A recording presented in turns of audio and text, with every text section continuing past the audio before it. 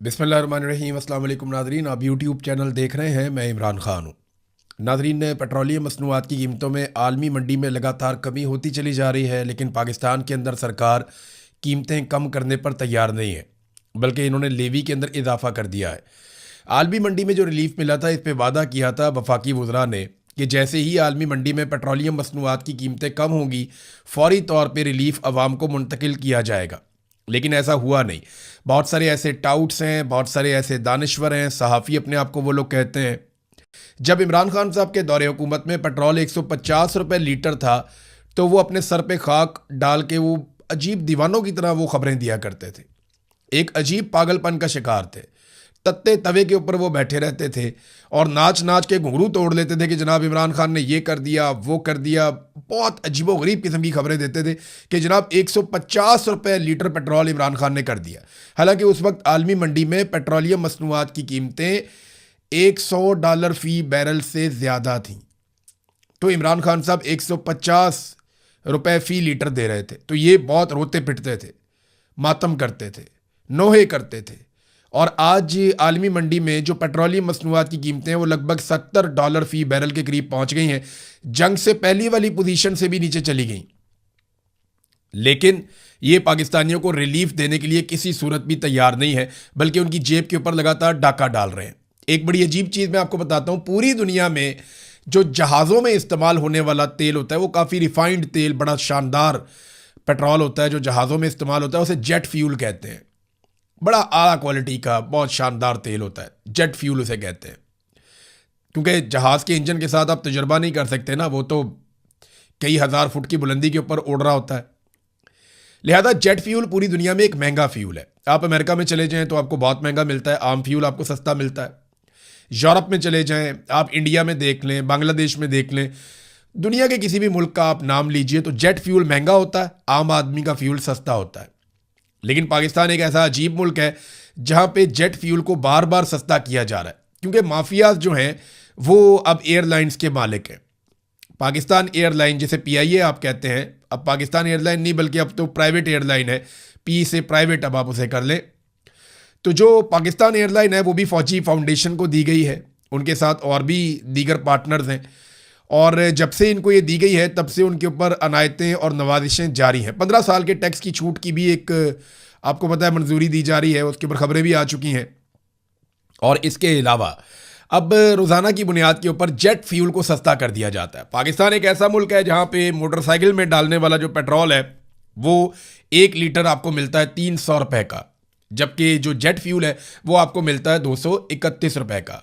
अगर आपके पास एक तैयारा है, एक जहाज़ है, तो आपको सस्ता फ्यूल मिलेगा। लेकिन अगर आपके पास एक मोटरसाइकिल है तो फिर आपको महंगा फ्यूल मिलेगा। ये नाज़रीन पाकिस्तान में सूरत हाल है। अभी मज़ीद सस्ता कर दिया, यानी 7 रुपये 15 पैसे की मज़ीद कमी कर दी है, जबकि लेवी के अंदर इजाफा कर दिया मौजूदा हुकूमत ने। अच्छा, दावे ये करते हैं कि हमने तो आवाम को रिलीफ दिया है। तो इस पर किस्मत खान साहब ने बड़ी अच्छी एक रिसर्च निकाली है। ओवरऑल ये फैक्ट्स हैं जो हुकूमत के अपने आदादोशुमार हैं। हुकूमती आदादोशुमार बताते हैं कि जब इन्होंने पेट्रोल की कीमतें बढ़ाई थी तो यकमुश्त 2 अप्रैल को इन्होंने जो कीमतें बढ़ाई थी उसमें जो इजाफा किया, डीजल की कीमत में 184 रुपये 49 पैसे का इजाफा एकदम कर दिया था और 520 रुपये 35 पैसे पे ये डीजल को ले गए थे। जब बढ़ानी थी तो ऐसे बढ़ा रहे थे। और जब पेट्रोल का इजाफा किया उसी दिन तो 137 रुपये 24 पैसे का इजाफा करके 458 रुपये 41 पैसे फी लीटर पे इन्होंने पहुंचा दिया था। हालांकि पूरी दुनिया में कहीं ऐसा नहीं हुआ था। उस वक्त ना ये इजाफा रोक सकते थे। कैसे रोक सकते थे, मैं आपको अदादो शुमार के साथ बताता हूं। हुआ ये कि हुकूमत ने एक टारगेट सेट किया था कि हमने अवाम से इतनी लेवी इकट्ठी करनी है, क्योंकि देखिए पाकिस्तान में कारोबारी जिंदगी चल नहीं रहा, सरमायाकारी आ नहीं रही, कोई सरमाया लाने को तैयार नहीं है, जो लेकर आता है वो महफूज नहीं है। तो फिर आपको पेट्रोल के ऊपर लेवी लगानी पड़ती है, बिजली का यूनिट महंगा करना पड़ता है, लोग 1 यूनिट इस्तेमाल करें तो 4 यूनिट का बिल देना पड़ता है, आपको गैस महंगी करनी पड़ती है। ये सारा कुछ मियाँ नवाज शरीफ, शहबाज शरीफ और आसिफ जरदारी, पीपल्स पार्टी और परवेज मुशर्रफ का किया धरा, जिन्होंने बड़े खौफनाक किस्म के IPPs पाकिस्तान में लगा दिए थे। अब मामला ये है कि जो 12 महीने का हदफ था इनका, जो लेवी इन्होंने इकट्ठी करनी थी, वो इन्होंने 1 महीना पहले ही पूरा कर दिया था हदफ। यानी इन्होंने जितनी लेवी इकट्ठी करनी थी वो कौम से पहले ही इकट्ठी कर ली थी। अगर ये लोग चाहते तो ये तेल सस्ता कर सकते थे और लेवी को सिफर कर सकते थे, मगर इन्होंने लेवी को सिफर नहीं किया, बल्कि कौम के ऊपर बोझ डाल कर रखा। अभी इस वक्त भी जो लेवी का बोझ है वो बहुत ज़्यादा है जो कौम उठा रही है। यानी जो 150 रुपए का लीटर इमरान खान देता था वो महंगा था, और आज ये बेशर्म कहते हैं कि 300 रुपए का भी महंगा नहीं है। ये कैसे हो सकता है? फिर ये कहते हैं जनाब डॉलर की कीमत बढ़ गई। तो डॉलर की कीमत इमरान खान ने तो नहीं बढ़ाई, वो तो आपने बढ़ाई है। अगर पैसा डी वैल्यू हुआ तो वो तो आपके दौर में हुआ। जब सरमाया निकल जाएगा किसी मुल्क में से, लोग सरमायाकारी नहीं करेंगे, बाहर से पैसा नहीं आएगा, तो फिर यही होगा ना, आपका पैसा डी वैल्यू हो जाएगा, और वो जो पैसा डी वैल्यू हुआ वो भी अब आपके खाते में ही पड़ेगा। लिहाजा आपको पेट्रोल 150 रुपए लीटर से सस्ता करना पड़ेगा, जिस वादे और दावे के साथ आप पाकिस्तान में इक्तदार में आए थे। वैसे तो आप बड़े लंबे अरसे से इक्तदार में। अब इसहाक डार का नया स्टेटमेंट सुन के ना आपके जिस्म में आग लग जाएगी। इसहाक डार ने कहा कि पाकिस्तान के लिए दुआ करें, यहां से तेल भी निकलेगा और सोना भी निकलेगा। कौम को दुआओं पे लगाया हुआ है, खुद दिहाड़ियों पे लगे हुए हैं। अपने बच्चों के कारोबार दुनिया भर के मुमालिक में फैला दिए। शरीफ खानदान, डार खानदान, जरदारी खानदान, ये अमीर से अमीर होते चले गए। इन्होंने सरे में महल बना लिए, इन्होंने हेवल फील्ड के अंदर बहुत बड़े बड़े अपार्टमेंट्स बना लिए, इन्होंने दुनिया के कई बड़े आजमों के अंदर अपने कारोबार फैला लिए। ये खुद अरबों और खरबोपति बन गए, इनका बच्चा बच्चा अरबपति बन गया। 1981 से लेकर अब तक ये लोग लगातार इक्तदार में हैं। 45 साल हो गए इस खानदान को इक्तदार में। 6 इनके वज़राए आला आ चुके हैं और 5 इनके वज़ीर आज़म आ चुके हैं, और ये इसी खानदान के अंदर से आ चुके हैं। खानदान के बाहर से और भी मौजूद हैं। इतनी लुटमार करने के बावजूद पाकिस्तान पीछे गया और इनका खानदान आगे गया। कौम को इन्होंने लगाया हुआ है दुआओं पे, तो आप दुआ करें जनाब इतनों कोई चीज़ ही निकला है ज़मीन में से। इस ज़मीन में से सोना खालिस भी निकला है ना, इस ज़मीन में से दुनिया के बेहतरीन हीरे भी निकल आए, इस ज़मीन में से दुनिया के सारे खजाने भी निकल आए ना, तो पाकिस्तान की मिलिट्री एस्टेब्लिशमेंट पाकिस्तानियों को हवा भी नहीं लगने देगी, जैसे बलूचिस्तान में होता है। बलूचिस्तान में ऐसे मादनियात निकल रही हैं, कबायली इलाकों में ऐसे मादनियात निकल रही हैं, हर चीज़ के ऊपर हमला हो सकता है, मादनियात पे हमला नहीं होता। मादनियात को पूरी सिक्योरिटी के अंदर निकाला जाता है और अपने आकाओं को बेचा जाता है। वो पैसा कहाँ जा रहा है, कोई देगा जवाब? स्मगलिंग का पैसा कहाँ जा रहा है, कोई देगा जवाब? ये जितनी यहाँ पे मंशियात लगाई जा रही है पाकिस्तान में, बलूचिस्तान में और खैबर पख्तूनख्वा के कबायली इलाकों में, वो कौन लगवा रहा है? उसकी ट्रांसपोर्टेशन कैसे होती है? वो बरामचा की मंडी तक कैसे जाती है, जहाँ पे जाके मंशियात के अंदर बाकायदा प्रोसेसिंग होती है? वहाँ से निकल के पूरी दुनिया में कैसे फैलती है? हवाई अड्डों से कैसे वो जाती है दूसरी दुनिया के अंदर? समुद्री रस्तों से वो कैसे जाती है? और ये पैसा कहाँ जा रहा है, कोई देगा जवाब? पूरे मुल्क पे कब्जा किया हुआ, एक एक चीज़ को पैसा बनाने के लिए इस्तेमाल कर रहे हैं, और ऊपर से लेकर नीचे तक लुटमार। सबसे बड़ी लुटमार पाकिस्तान की मिलिट्री एस्टेब्लिशमेंट, उसके बाद ये पॉलिटिकल माफिया, और इनके नीचे बेशुमार ब्यूरोक्रेट्स जिन्होंने अपने पूरे पूरे खानदान पाकिस्तान से बाहर सेट किए। उनको पता है पाकिस्तान हमने इस काबिल छोड़ा ही नहीं कि यहाँ पे हम अपने बच्चों को, अपने खानदानों को पाकिस्तान में रख सकें। वो एक आदमी जो लड़ता जा रहा है, वो जेल के अंदर पड़ा हुआ, उसकी आंख भी खराब कर दी, उसकी सेहत भी खराब कर दी, उसकी बीवी को भी पकड़ के जेल में डाल दिया, रिश्तेदारों को पकड़ के जेल में डाल दिया, सारी पार्टी टूट फूट का शिकार कर दी, बेड़ा गर्क कर दिया। कौम उसके साथ खड़ी है और वो आदमी अकेला जेल काट रहा है और इंतहाई तकलीफ के अंदर है, लेकिन वो हार नहीं मानता।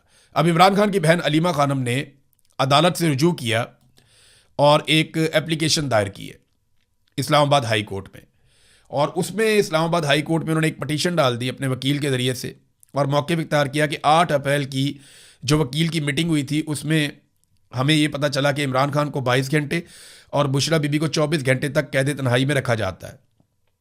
हालांकि किसी भी अदालत ने इस किस्म का कोई फैसला नहीं दिया, कोई सज़ा इमरान खान को कैद तन्हाई की नहीं दी गई, और इसमें जनाब फ़रीक बनाया गया सुप्रिटेंडेंट जेल को, IG जेल खाना जात को, चेयरमैन नैब को, DG FIA को और पिम्स के MS को। वैसे इसमें जो है ना फ़रीक बनाना चाहिए फील्ड मार्शल आसिम मुनीर को, लेकिन कानूनी नुक्ता नज़र से पॉसिबल नहीं है, क्योंकि ये लोग अपना काम करवा लेते हैं, खुद कभी सामने नहीं आते। ये पीछे रहते हैं, अपना काम करवाते हैं मज़े से, और ख़ुद कभी भी सामने नहीं आते। हुकूमतें गिराएं बनाएं कुछ भी करें, इनके ऊपर एलिगेशन नहीं लग सकता। ये अपने आप को पर्दे के पीछे रखते हैं और वहाँ से डोरियाँ हिलाते रहते हैं। इनके पास बहुत सारे टाउट्स होते हैं, बहुत सारे इनके गुलाम होते हैं जो इनके लिए काम करते रहते हैं। इमरान खान को कैद तन्हाई में रखने का जिक्र किसी फैसले में मौजूद नहीं है। मेरे भाई को कैद तन्हाई में रख कर एक गैर इंसानी रवैया रखा जा रहा है। इमरान खान ने वकील के साथ मीटिंग में बताया कि उनकी आंख 85% मुतासिर हुई है। कैद तन्हाई में रखना एक सख्त तरीन सज़ा है और इमरान खान की सज़ा में कैद तन्हाई नहीं है। फिर उन्होंने ये इस्लामाबाद हाई कोर्ट में दरख्वास्त दायर की है। उम्मीद करते हैं कि शायद किसी दिन ये केस लग जाए और शायद किसी दिन इंसाफ मिल जाए। अदरवाइज पाकिस्तान में इंसाफ तो नापैद है। सरमायाकारी की नादरीन में बात कर रहा था, ये देखिए, ये एक नौजवान है, ये सरमायाकारी करने के लिए पाकिस्तान आया था। नाम है हाशिम नूरजई। ये दुबई से सरमाया लेकर आए पाकिस्तान में, और इन्होंने मुख्तलिफ जो रिपोर्ट्स हैं उनके मुताबिक कोयटा में एक रेस्टोरेंट बनाया कि जनाब मैं यहाँ पे काम करूँगा। दुबई से पैसा लेकर आया, कोयटा के अंदर रेस्टोरेंट बनाया कि मैं अपने मुल्क के अंदर पैसा लेकर आऊँगा। इसहाक डार ने कहा था ना कि हुब्बुल वतनी का सबूत दें और पैसा पाकिस्तान में लेकर जाएं। हालांकि इसहाक डार के बच्चे कभी भी ये सबूत नहीं देंगे, नवाज शरीफ के बच्चे कभी ये सबूत नहीं देंगे हुब्बुल वतनी का, वो पैसा पाकिस्तान में नहीं लेकर आएंगे। लेकिन ये जो हाशिम नूरजई साहब हैं, ये पैसा लेकर आए पाकिस्तान में। इन्होंने कोयटा में होटल बनाया, शरपसंदों ने इन्हें कत्ल कर दिया। यानी इन्हें तहफ़्फ़ुज़ तक फराहम नहीं किया जा रहा। कोयटा के अंदर कोई शख्स महफूज नहीं है, पूरे बलूचिस्तान में कोई शख्स महफूज नहीं है, मैं तो कहता हूँ पूरे पाकिस्तान में कोई महफूज नहीं है। यानी जो दहशतगर्दों से बच जाता है, चोरों से, लुटेरों से बच जाता है, वो सरकार के काबू आ जाता है। बैंक के अंदर से आपके अचानक पैसे गायब हो जाते हैं, पता ही नहीं चलता पैसे कहाँ गए। वो जनाब इख्तियार दे दिया FBI को, जब चाहे आपके बैंक को खाली कर दे, आप कुछ कर ही नहीं सकते। उसके बाद वो आपके पैसे लेकर इस्तेमाल करेंगे, आप केस करते रहे, वकीलों के दफ्तरों के और अदालतों के चक्कर लगाते रहे, आपको आपका पैसा वापस नहीं मिलेगा। जो दिल करता है वो करते हैं। अब ये हाशिम नूरजई साहब शहीद हो गए कोयटा में, और मुझे बताया ना इनके कत्ल का जवाब कौन देगा। ये लेकर आया था ना थोड़ी सी सरमायाकारी, तो कौन लाएगा पाकिस्तान में पैसे, कौन करेगा पाकिस्तान में सरमायाकारी। ये देखें ना आपने हालात क्या कर दिए, पॉलिटिकली इतना विक्टिमाइज किया आपने लोगों को कि अल्ताफ हुसैन साहब हैं, ये आप इनकी तस्वीर देखें, इनका ताल्लुक तहरीक इंसाफ से।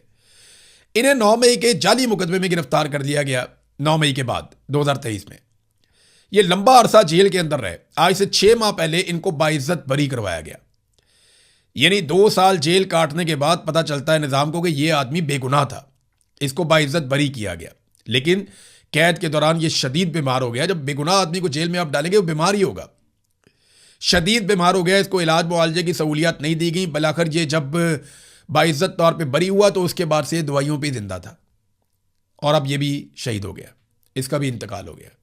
ये जो रिजीम चेंज ऑपरेशन हुआ ना पाकिस्तान में, इसने एक ऐसी खून से सुर्ख लकीर खींची है जो पाकिस्तानियों के दिल में हमेशा चुभती रहेगी।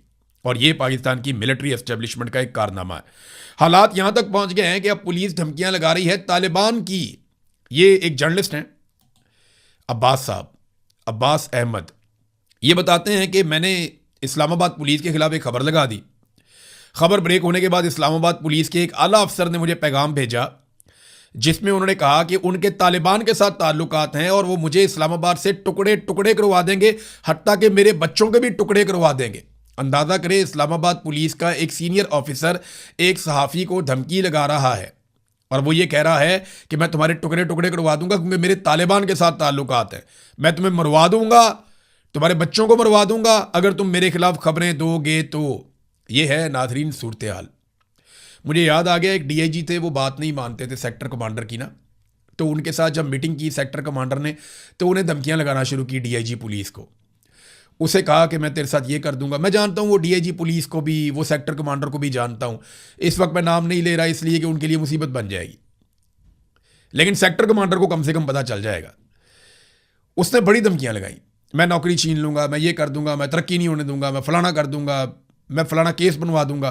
तो अल्टीमेटली जो उसने धमकी लगाई ना, जिस पे वो DIG साहब भी हैरान रह गए। मुझे जिस बंदे ने बताया कि वो धमकी पता क्या थी, वो धमकी ये थी कि मैं तुम्हारे ऊपर ब्लास्फेमी का मुकदमा करवा दूंगा, तौहीन मजहब लगवा दूंगा तुम्हारे ऊपर मैं। अंदाज़ा करें ये इस लेवल तक गिर जाते हैं और इस लेवल तक मामले को ले जाते हैं। गिरने पे है नाजरीन, तो ये किसी भी लेवल तक गिर सकते हैं।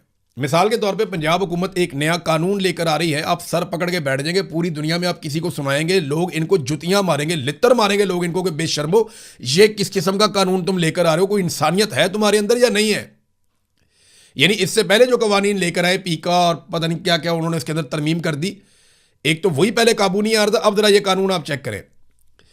पंजाब हुकूमत इस कानून के जरिए से आपको मुकम्मल तौर पे ख़त्म कर सकती है जब वो इसको नाफिज कर देगी।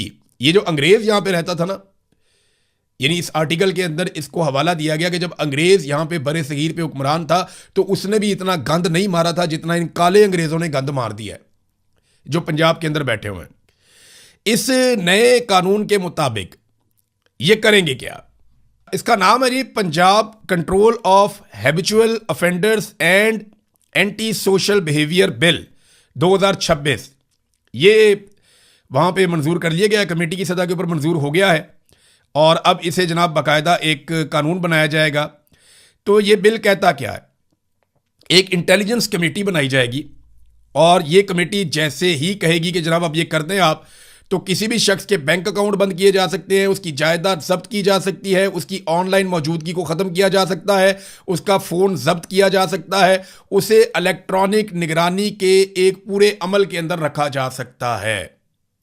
अंदाज़ा करें आप कि अगर हुकूमत को आपकी कोई बात पसंद नहीं आई, या हुकूमत को आपकी शक्ल पसंद नहीं आई, या मरियम नवाज के आपने नारे नहीं लगाए, या आपने एक बारी फेर शेर अगर आपने ये नहीं कहा, तो पंजाब की सरकार आपके साथ क्या करेगी आप सोच भी नहीं सकते। आपका मोबाइल भी बंद, आपकी जायदाद भी बंद, आपके अकाउंट भी बंद, हर चीज़ के ऊपर कब्जा आपको निगरानी के अंदर रख लेंगे। और ये सिर्फ एक कमेटी की सिफारिश के ऊपर। मरियम नवाज के बंदे होंगे कमेटी के अंदर, ये जो इंटेलिजेंस कमेटी बनाई जाएगी, तो इंटेलिजेंस कमेटी जिसकी तरफ उंगली उठा देगी ना कि ये बंदा बेड़ा गर्क कर दो, उस बंदे का बेड़ा गर्क हो गया। मिसाल के तौर पे कोई एक शख्स आप ले लें, उसकी कोई एक चीज़ मरियम नवाज को या उसके किसी वजीर को या किसी खातून को या मर्द को पसंद नहीं आती, तो वो फौरी तौर पे उस कमेटी को बताएंगे जरा इसको देखना, वो कमेटी कहेगी ठोक दो। तो फिर क्या होगा? फिर ये होगा जनाब उस बंदे के सबसे पहले बैंक अकाउंट सारे बंद हो जाएंगे। नंबर 2, उस बंदे की सारी जायदाद जब्त हो जाएगी। नंबर 3, उस बंदे का मोबाइल भी जब्त हो जाएगा। नंबर 4, वो सोशल मीडिया के इस्तेमाल से फारिग कर दिया जाएगा। नंबर 5, उस बंदे को एक निगरानी के अंदर ले लिया जाएगा। यानी बंदा मुकम्मल तौर पे बेअसर और ख़त्म हो जाएगा, वो कुछ भी नहीं कर सकेगा।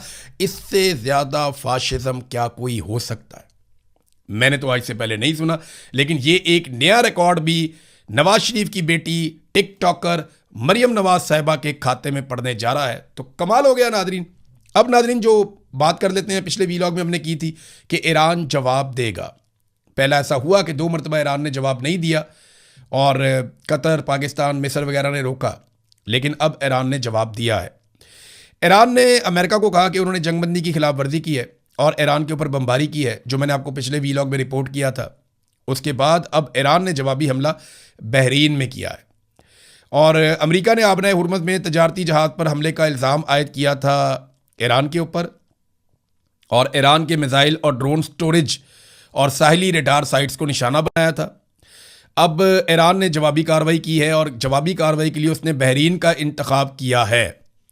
बहरीन का इंतखाब इसलिए किया कि वहाँ पे अमेरिका के काफ़ी ज़्यादा मिलिट्री एसेट्स हैं। अब नुकसान कितना हुआ इसके बारे में अभी कोई इतला नहीं आ रही, लेकिन वहाँ पे धमाके सुने गए हैं, आग के शोले बुलंद होते हुए देखे गए हैं और इस किस्म की कोई वीडियोज़ और तस्वीर जो हैं वो मंजर-ए-आम पे आई हैं। तो ईरानी जो ज़राए हैं वो ये दावा कर रहे हैं उन्होंने अमेरिका का वापस नुकसान किया है, जबकि अमेरिकन ज़राए अभी खामोश हैं। जब अमेरिका में दिन चढ़ेगा तो पता चलेगा कि वो इसके बारे में क्या कहते हैं। तो एक आखिरी खबर नाज़रीन मैं आपको और बता दूं कि सुप्रीम कोर्ट ऑफ पाकिस्तान ने 2 हफ्तों का वक्त दिया था इस्लामाबाद हाई कोर्ट को, और ये कहा था कि ईमान मज़ारी और हादी अली चट्टा की जो सज़ा मुअत्तली की दरख्वास्तें, इनके ऊपर फैसला दिया जाए। अब कानून के मुताबिक तो ये होना था कि दोनों मियाँ बीवी को बाहर आ जाना चाहिए था कि एक ट्वीट के ऊपर 17 साल की सज़ा तो नहीं होती। तो ईमान मज़ारी और हादी अली चट्टा को आज़ादी देने की बजाय ये मामला 6 हफ्तों से लटका हुआ है। सुप्रीम कोर्ट के फैसले की सिर्फ इतनी औकात और वक़्त है कि हाई कोर्ट ने 2 हफ्ते का टाइम मिलने के बावजूद 6 हफ्ते लगा दिए हैं और अभी तक कोई फैसला नहीं आया। ये है पाकिस्तान में जुडिशरी की सूरत हाल। तो कौन लेकर आएगा सरमायाकारी? कोई पागल है, कोई बेवकूफ़ है, उसके सर के ऊपर सींग है, वो सरमायाकारी लेकर पाकिस्तान आ जाएगा। ना अदालतें काम कर रही हैं, जिसको दिल करता है जहां मर्जी मार देते हैं। ओवरसीज़ के बच्चे पाकिस्तान में मारे जा रहे हैं, जिसको दिल करता है उठाकर ले जाते हैं, जिसको दिल करता है जबरी तौर पर लापता कर देते हैं, जिसको दिल करता है जो है उसका कारोबार छीन लेते हैं। एक अजीबोगरीब कानून पंजाब में लेकर आ गए हैं, जब दिल करता है किसी का भी अकाउंट बंद करके वहाँ से पैसे निकाल सकते हैं। तो ऐसे माहौल में कोई भी सरमाया नहीं लेकर आता, कोई पागल नहीं होता। तो सरमायाकारी लाने के लिए सरमायाकारी वाला माहौल बनाना पड़ता है। अब तक इतने, अपना ख्याल रखिएगा, अपने चैनल का भी। अल्लाह हाफ़िज़।